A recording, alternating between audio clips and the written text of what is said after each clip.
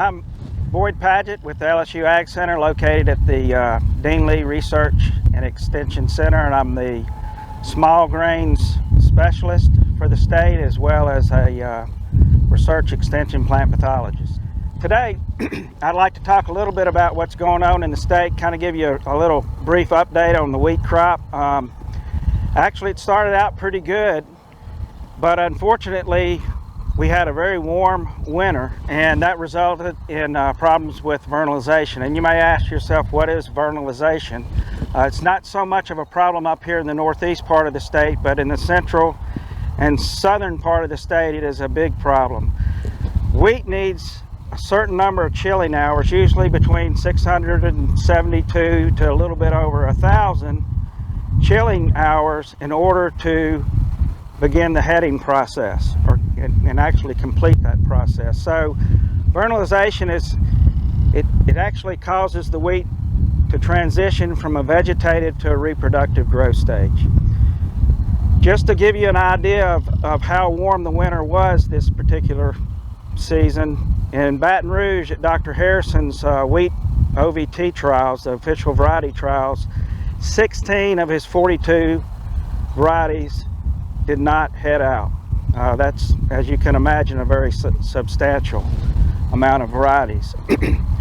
So just kind of keep that in mind when you're selecting varieties. Usually these later maturing varieties are going to be more susceptible to not vernalizing. As I mentioned, the varieties themselves vary in the number of chilling hours. That's because of that range that I just told you about. So try to choose varieties that are going to be more adapted to your area. Again, not much of a problem up here in northeast Louisiana. I have not been sent out on any calls as far as disease is concerned, with the exception of Scab, and I'll talk about that in just a few minutes. We do rate the varieties in the variety test throughout the state. There's 7 different locations. We do rate the varieties for disease resistance. And any disease management program is going to begin with choosing a disease-resistant variety. And doing such, you really will not need to make an application of a fungicide, and you can put those dollars, or keep those dollars, in your pocket. We've seen a little bit of leaf rust in the variety test, a little bit of stem rust, but we're beginning to see scab. And I'll kind of end up talking a little bit about scab. This plot behind me right here has some what looks like bleached heads. I don't know if y'all can see that, but at any rate, this is scab. It's caused by a fungus called Fusarium.